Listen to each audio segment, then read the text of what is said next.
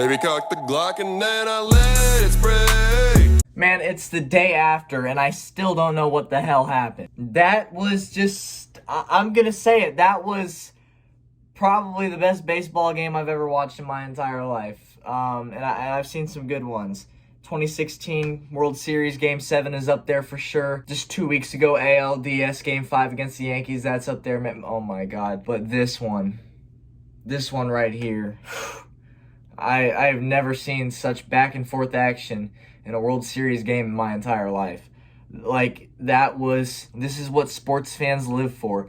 And it's games like these where I feel bad for people who don't watch sports. Because, even if you're not a fan of the Rays or the Dodgers, as a fan, you'd still watch this and think to yourselves, holy shit, that was awesome. That was fun to watch. And the fact that it was my team on the winning side of it, that just made it that much more special. There is so much that happened in this game. It was so back and forth.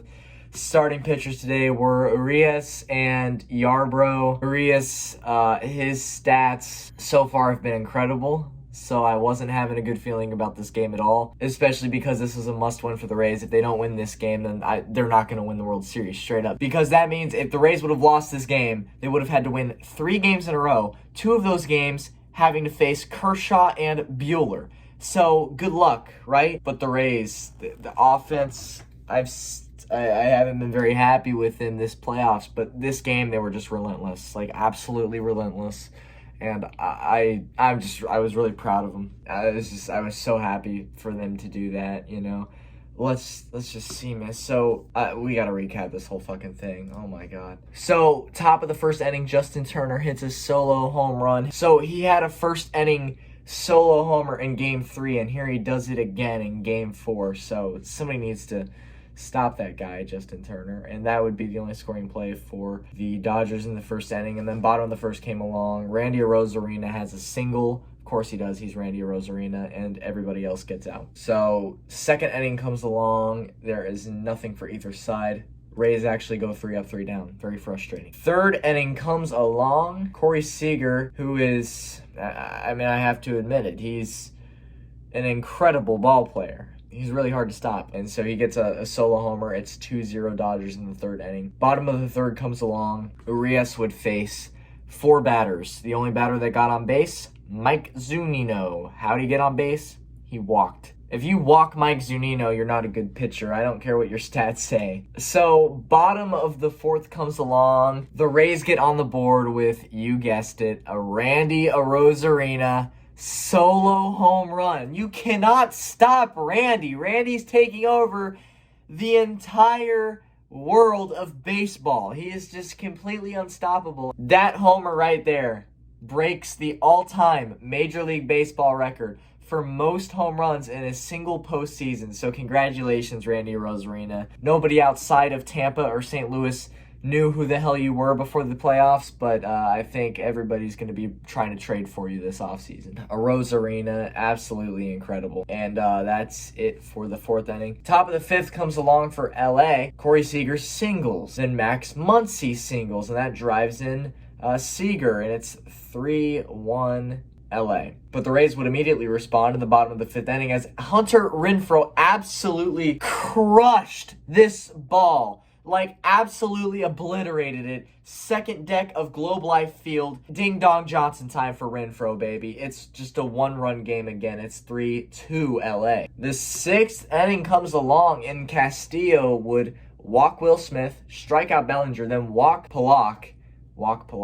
And it's 1 out, 2 on. Enrique Hernandez would then double and drive in Will Smith. It's 4-2.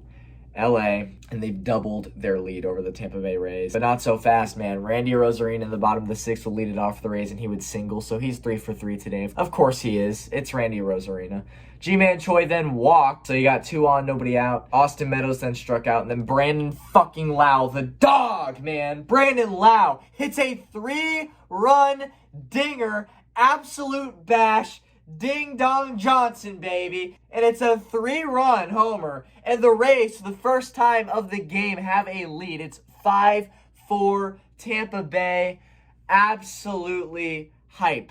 Absolutely hype.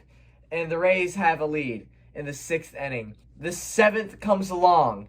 Aaron Loop comes in for Diego Castillo, and immediately he gives up a single to Seager, then a single to Justin Turner. He would then strike out the next 2 batters, Muncy and Will Smith, and then he would strike out Muncy, and that would be it, 3 batter minimum. Nick Nasty Anderson comes in. He strikes out Will Smith, then intentionally walks Cody Bellinger. You have to. And then pinch hitter Jock Peterson replaces AJ Pollock, and Peterson singles. It's a 2-run single. So it's 6-5. LA retakes the lead, and it's not a good feeling. And on that same play, the single, Cody Bellinger got out at 3rd after 2 scored. So we go to the bottom of the 7th. The bottom of the 7th starts out with Mike Zunino strikeout. Of course it does. And then Kevin Kiermaier, KK, baby. He hits a solo home run and ties the game up at 6 apiece. 6 apiece. And we're tied in the 7th inning. This is so back and forth. It's insane. And then in the 8th inning, comes along. It starts off with a Chris Taylor double. The next 2 batters would get out. And then Seager would single, driving in Chris Taylor. So LA retakes the lead. It's 7-6 Dodgers. So back and forth. It's incredible. It's absolutely incredible. And the Rays would not score in the bottom of the 8th inning. So it all comes down to the 9th inning. It would be 4 up, 3 down for LA, as their only hit would come from a Jock Peterson single, so nothing much there. And then the bottom of the 9th inning comes along. Man. Yoshi Tsutsugo replaces Mike Zunino. What can you do? He strikes out. And honestly, it was probably going to be a strikeout either way. So the Rays are down to their last 2 outs. And then Kevin Kiermaier singled. And we got the tying run on base, the winning run coming to the plate. Joey Wendell comes up. And guess what? He lines out. And the Rays are down to their last out. And Randy Arozarena comes up to the plate. And everybody's thinking, oh shit, it's a Arozarena with 1 out to go. And with a full count, Randy Arozarena takes a pitch that not many batters take. Most batters, I think, would swing at this pitch, barely outside the zone. And he was just so disciplined. The entire at-bat, he's just so lethal in so many ways. If he doesn't hit, he can stay disciplined at the plate, and he can take walks. He's so good. So Randy Arozarena takes a tough pitch, and he draws a walk. And so the game, and quite honestly, the season relies in the hands of pinch hitter Brett Phillips. Who has only had 2 plate appearances this entire playoffs leading up till tonight. He hasn't had a major league hit in exactly 1 month to this day. Brett Phillips. The season relies in the hands of Brett Phillips, a man that not even many Tampa fans know of. But, if you never heard of him, maybe you remember him. He's the guy in the bullpen who has the dry erase board, always draws on it, and, Randy rakes all night, day, year.